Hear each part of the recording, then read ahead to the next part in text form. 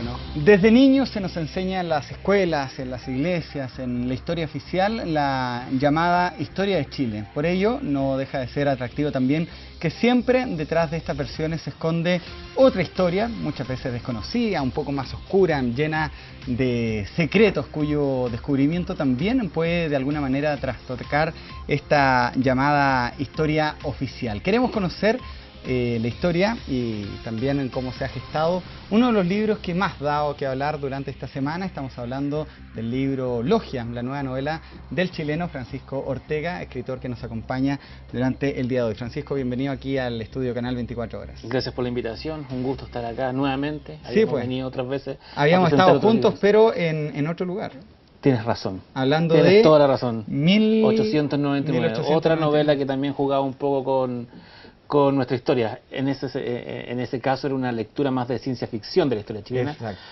Esto es derechamente una novela histórica contada con estructura de thriller de suspenso y que básicamente juega a responder varias interrogantes respecto de lo que nos han enseñado en el colegio o de lo que no nos han enseñado en el colegio. Yo tengo la portada acá del libro Logia, a ver si lo podemos poner en la pantalla para que muestran esta portada roja y este logo que es como masónico. ¿Qué tienen que ver los masones con la logia? Es una alteración del logo masónico. ¿Ya? Y tienen el centro la pirámide con el ojo que todo lo ve de los Illuminati. Detrás, en el color rojo, se ve un código de números. Como el código Da Vinci. Básicamente es muy inspirado en eso, que es muy importante la trama de la novela. Y abajo, la parte amarilla, se alcanza a percibir el plano de una ciudad, que es el plano de Santiago. A ver, vamos por parte, como decía Jack. ¿De qué trata Logia? Logia, el que encuentre este libro, que mostramos recién su portada, lo estamos viendo también ahí en nuestro apoyo de imágenes, ¿con qué se va a encontrar? Con lo siguiente. ¿Con la historia de Chile? Espera, la novela comienza en 1842, el día de la muerte de O'Higgins. En Perú. En Perú, en Lima. Exiliado. Absolutamente. Él está agonizando, llama a un ayudante que tenía. Antes que diga Magallanes. El ayudante se llamaba Magallanes, le llamaban Magallanes. ¿Y eso es verdad? Eso es verdad. O sea, durante todo el tiempo nos han enseñado que él dice Magallanes, pues y la historia oficial, la visión de estadista hacia el sur. ¿Pero qué estadista hacia el sur? Si estaba absolutamente exiliado, tenía cero relación con Chile. ¿Por qué iba a estar pensando en Magallanes? Él tenía un ayudante, un mocito, que se llamaba Lorencito Carpio, y a quien llamaban Magallanes. El Magallanes llama a Magallanes que venga y le pide un favor, que lleve un determinado objeto al puerto del Callao. Luego de ese capítulo hay un salto, una elipsis de 200 y tantos años. Estamos hoy día en la ciudad de Shanghái. Está un personaje que se llama Elías Miel, un escritor chileno radicado en Los Ángeles, guionista de películas de series de televisión para TNT y para HBO. Un superventa. Un superventa, y que está escribiendo un libro que se llama La Cuarta Carabela, que versa acerca de la posible existencia de una cuarta nave en la expedición de Cristóbal Colón. Claro, sabemos que la historia oficial nos cuenta que son tres: sí. La Niña, la Pinta y la Santa Pero María. Una cuarta que aparentemente habría bajado hacia el cono sur. Este escritor está trabajando en esa novela y se entera de que murió una competencia de él, una especie de Dan Brown. Murió básicamente un autor que es el autor más vendido del mundo. En Londres. En Londres. Hemos hecho las tareas. Ha hecho las tareas, perfecto. Y lo curioso del asunto es que la novela que deja inconclusa este personaje que muere en Londres es exactamente igual a la que está escribiendo nuestro personaje principal, Elías Miel. No es que se trate de lo mismo, son exactamente iguales. Entonces, ¿cómo es posible esto? ¿Hay alguien que está tramando alguna especie de plan secreto? Elías Miel es chileno. Elías Miel es chileno. ¿Y qué hace fuera de Chile? Es un misterio de la novela. Se revela la novela tiene 500 páginas y más o menos en la 500 se revela por qué él está fuera de Chile. Al final. Hacia el final. Hay una razón por la cual él no puede volver a Chile. Perfecto. Ya, bueno, pero y comienza a buscar respuestas sobre este enigma, y en esa búsqueda comienza a trasladarse desde Shanghái, donde está, a Los Ángeles, luego a Nueva York, salta a España, a Madrid, Toledo, y finalmente vuelve a Buenos Aires para entrar definitivamente a Santiago, donde va juntando piezas de un enigma, de un misterio en la que hay dos patas. Por un lado, la posible presencia de la logia lautarina, no en forma concreta, porque la logia lautarina se desmantela. Primera vez que hablamos de esta logia. De esta logia. Después, me imagino que la gente en su casa también no tiene conocimiento de lo que es. Luego lo nombramos, deja terminar de contar ¿Ya? el argumento. La logia se articula en 1823, pero aparentemente ellos habrían dejado algo, un objeto, una cuestión muy importante enterrada o en Buenos Aires o en Santiago, y que tiene que ver con todo este complot que logró que estos dos escritores y un tercero más estuvieran escribiendo exactamente el mismo libro, y en la cual está la mano oscura de una organización religiosa evangélica vinculada al Partido Republicano de Estados Unidos. ¿Qué es la Logia Lautarina? La Logia Lautarina fue una sociedad secreta fundada en 1897 por el venezolano Francisco de Miranda en Londres, con el nombre de Logia de los Caballeros Racionales. ¿Qué hace la Logia Lautarina? Aglutina a un montón de jóvenes estudiantes latinoamericanos que estaban por X razón en Londres y que tenían en común venir de Hispanoamérica. ¿Quiénes? Quizás les suena el nombre de O'Higgins, San Martín, Bolívar, Sucre. Básicamente Francisco de Miranda, esta comparación es bastante divertida, es una especie de Obi-Wan Kenobi del proceso independentista, y podemos imaginar a estos jóvenes caudillos como una especie de caballeros Jedi a los cuales se imbuyen en todo este plan, esta idea que tiene Francisco de Miranda, que era bastante ambiciosa. Miranda lo que pretendía era lograr que Hispanoamérica se uniera en una sola nación que funcionara a espejo de los Estados Unidos. Él incluso llegó a hablar de los Estados Unidos de Sudamérica como espejo de los Estados Unidos de Norteamérica. Ahora, lo interesante de ese dato, por ejemplo, de la Logia Lautarina, es que existió, es real. Existió. Tú la novelas, pero... ellos se cuidaron mucho, de hecho hay muy pocos documentos escritos de su existencia. En Chile hay, creo que un par de estudios. Yo, de hecho, tuve que viajar a Argentina y también comunicarme con historiadores argentinos. No, y si uno va, Francisco, a los diferentes historiadores, esto da pie para polémica, ¿sí? Entre historiadores de una casa de estudios, de otra casa de estudios, no se ponen de acuerdo, bueno, algunos no quieren influir, por ejemplo, o tienden a disminuir la presencia masónica también en algunas figuras relevantes de la historia de Chile, para continuar con la historia oficial. Ahora, en lo concreto, la Logia Lautarina no era una logia masónica, era una logia paramasónica, en el sentido de que ocupaban los ritos de la masonería para armar una conspiración de más bien política y estratégica que lograra el plan final, que es independizar los países hispanoamericanos. Ahora, es muy interesante lo que me dices tú del choque de visiones, porque así nace esta obsesión que me lleva a terminar este libro. El año 2008 yo estaba trabajando en la historia de Chile en cómic, que se hizo para el diario Las Últimas Noticias, y teníamos varios asesores históricos, 2 historiadores de la Católica y 2 historiadores de la Universidad de Chile. Y cuando llegamos al punto de la Logia Lautarina, hubo un choque de visiones. Precisamente en una corriente no quería que se destacara mucho la presencia de la masonería y de la mala relación que tenía O'Higgins con la Iglesia Católica, que es una cuestión que no te cuentan. O'Higgins tenía, si bien respetaba a los curas, él tenía un resentimiento por la manera como los curas lo habían tratado cuando era joven por ser hijo natural. El guacho. El guacho. Además lo trataban muy mal porque hay una cosa de O'Higgins que muy poca gente sabe, que él era muy pro mapuche. Él, de hecho, fue uno de los primeros que abogó por la idea de darle autonomía a la nación mapuche en Chile. Sabía hablar mapudungún.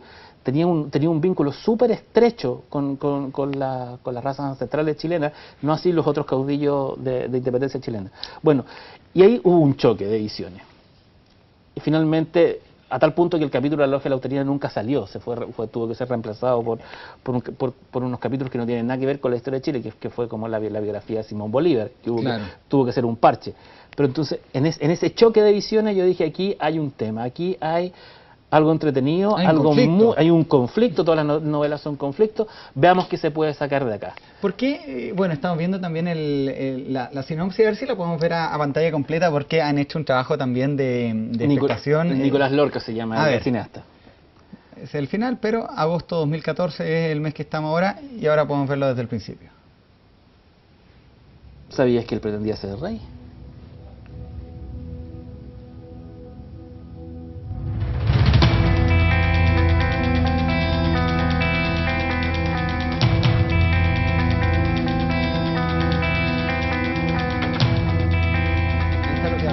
Nosotros recién de las caras. ¿Por qué dicen que O'Higgins pretendía ser rey?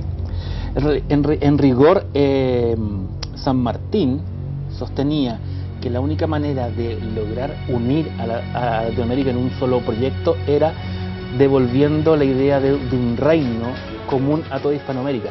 Esa es la razón, de hecho, por la cual la bandera de Argentina tiene un sol. Es una cita a volver al imperio incaico.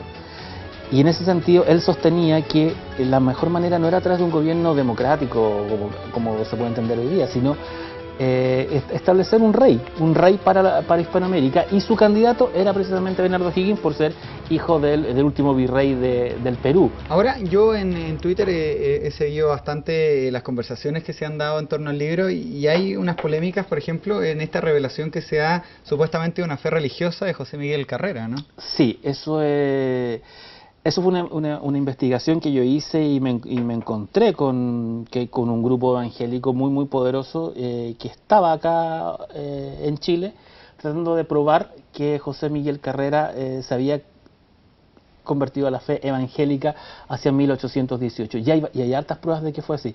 Yo agarro esa teoría, que como toda teoría histórica no sabemos si es verdad o sea, la historia oficial pero la cuentan de hechos que pasaron hace 200 años.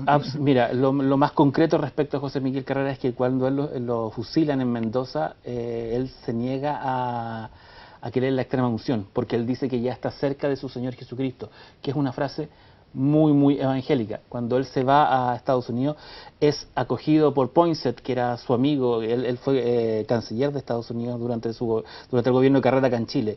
Lo acoge en Baltimore, y Poinsett era ministro de una iglesia evangélica a la cual Carrera se hace muy cercano.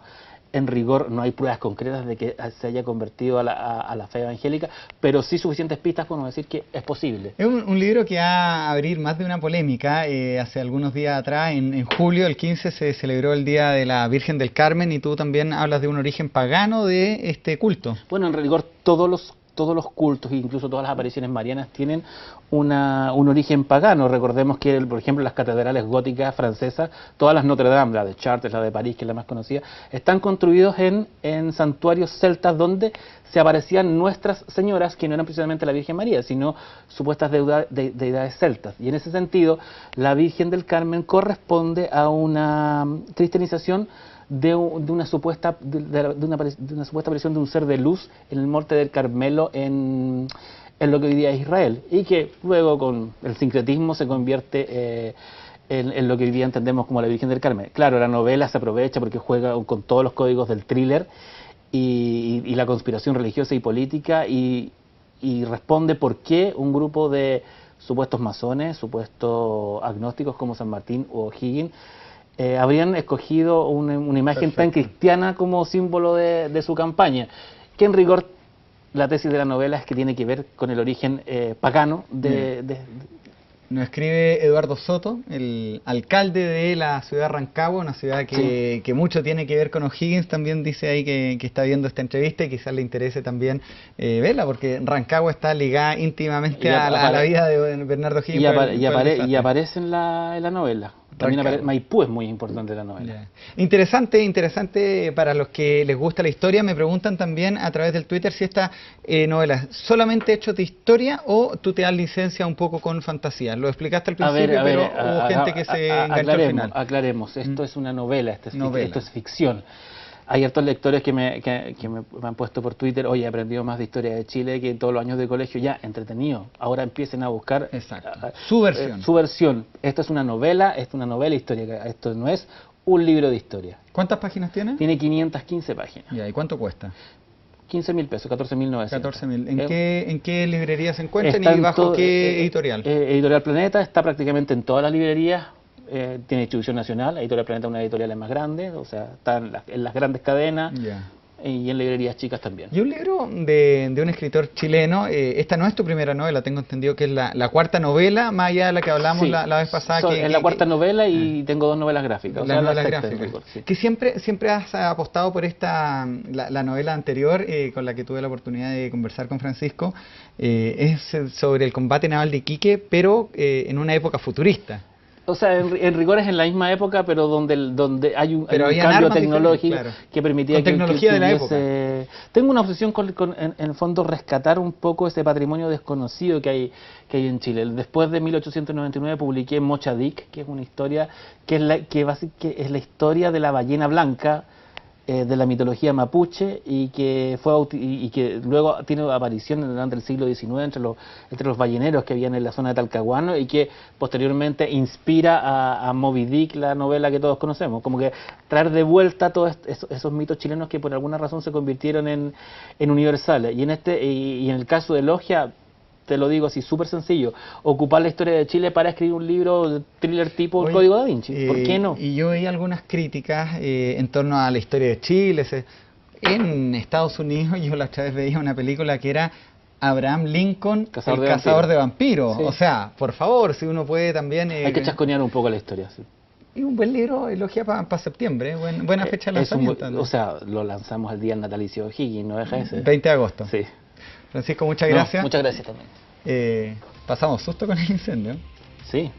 Bueno, casi se cae la entrevista, sí. Pero lo hicimos y va a quedar disponible también en 24horas.cl, sobre todo cuando se dieron cifras la semana pasada del nivel de lectoría de los chilenos. Se está leyendo mucho y es bueno que leamos a nuestros novelistas nacionales. Ojalá. Muchas gracias.